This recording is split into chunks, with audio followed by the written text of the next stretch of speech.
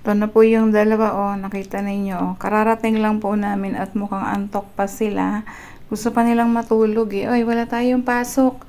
Ayan, kararating lang natin. Sinuspende ang pasok. Ayan, kasi po, antok pa sila. Kaya naidlip sila dito. O, ayan na si Ninita. O, diba Ninita, walang pasok?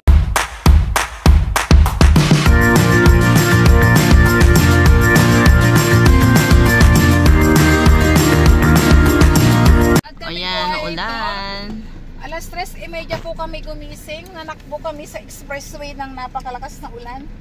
Tapos pagdating po namin dito, suspended. O, alas 6 nagsuspend. Ninita na mukha pa ng bayabas kaulanan. Ayan po. At kasama na naman namin si Ma'am Tin. Pagkasama na ulan. Kasama ka namin din na ulan. O, diba? Uwi na naman po kami. Sus, Ginoo po. Sana next time po pag nagsuspended, maaga-aga. Yung mga gabi pa lang magsuspend na. Ikaw, Ma'am Tin, pag nagsuspended ka, aga-agahan mo. Ayun. Mamaya sa ano.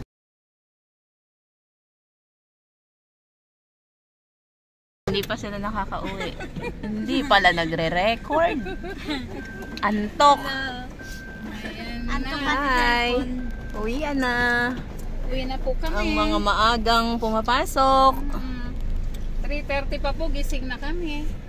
Tapos, pagdating namin dito, suspended na. Kasi, suspended na po ang klase namin. 5:45 ang klase. Magsususpende ka alas 6. Diba? Hindi nakapasok na kaming lahat. Nakalipistik na po ako. Nakalipistik na ako. Kaya paano magdidito? May ano yun.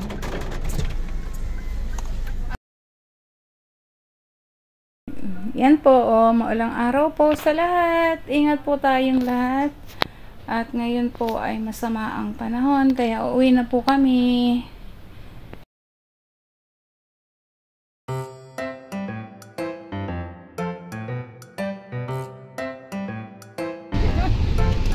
Ayan po, lakas po ng ulan. Masarap po matulog sana, pero ayun.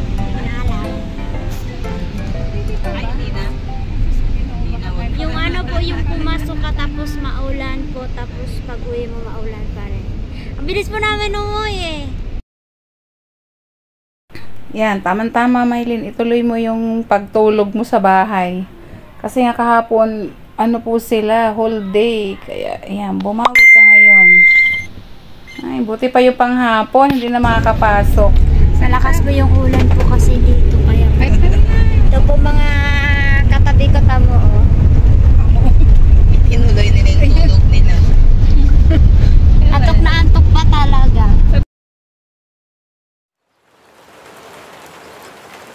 Kanina po pagdating namin, mga 5, matulog kami dun sa sa room ni nanay. Tapos maya-maya ginising kami ni nanay, tapos suspend pala, uwi na. Hindi pa kami nakagawa ng assignment namin. Natulog muna kami kasi inaantok pa po kami. Tapos buti naman walang pasok. Gusto mo talaga wala kang pasok? Hindi po, hindi ko gusto walang pasok.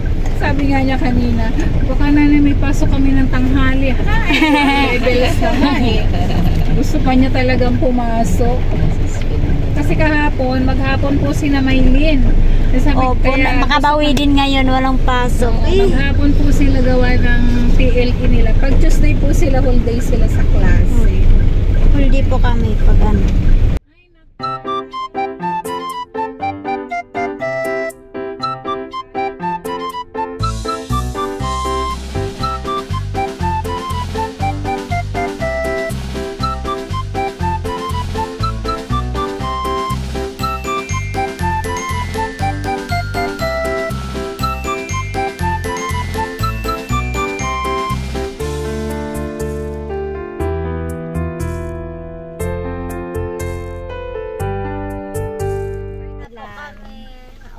Antok na antok sila, oh.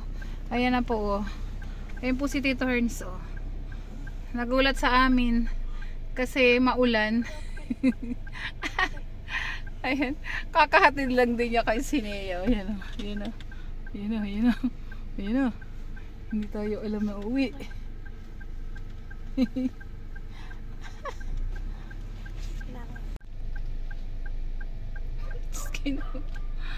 Ayun na. Dito na kami sa bahay at maulan po. Yung aming mga aso sumalubong. Sumalubong ang aming mga doggy boy. Si Russell. Ayan na po. Hanggang maglakad si Russell.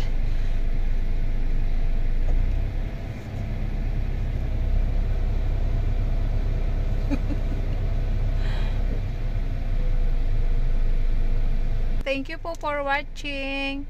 At yan, pinauwi nga po kami dahil malakas po ang ulan. Ayan na po. Ayan ang aming doggy sumalubong kay Russell.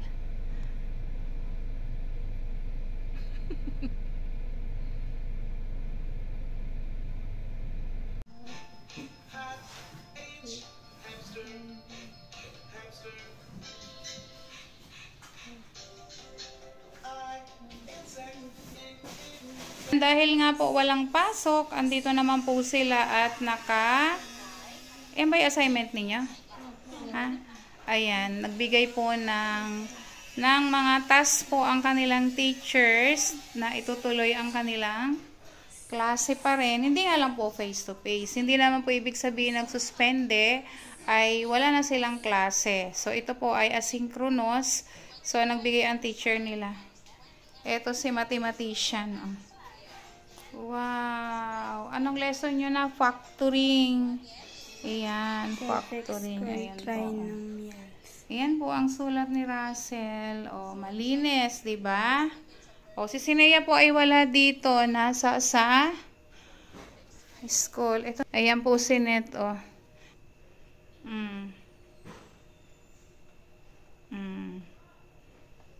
Kasi nakakalimutan po ni Ninita ang spelling namin. Medyo ano pa talaga, nahihirapan pa po siya.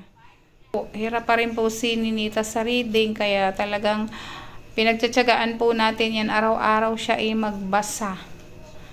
Ayan, huwag kalilimutan Ninita, huwag kalilimutan yung sounds ha. Sounds ng consonants at saka vowel. Ano, Net? Para hindi ka mahihirapang magbasa ng English. Yan, nire-review lagi natin siya sa sounds po kasi nakakalimutan po ni Ninita. Yan, para makabasa ka ng maayos. O itong dalawa na ba naman problema po dito sa dalawa kasi gumagawa na po sila ng kanila. Yan. Diba? Basta mayroon lang silang formula at instruction, nakukuha na po nitong dalawa. Past learner naman po ito, si Russell at saka si Mylene. Net. Ha, kaya mo yan. Oy. O, basta wag mo lang kalilimutan yung sound para bibilis ka, ha. Ayan, grabe po talaga ang lakas ng ulan. At si Sinea po padating na, nag-message na po sa akin. Bubuksan natin. Ayan po, kaulanan. Kakasundo lang po kay Sinea. Ayan, maulan. Lakas ng ulan, oh.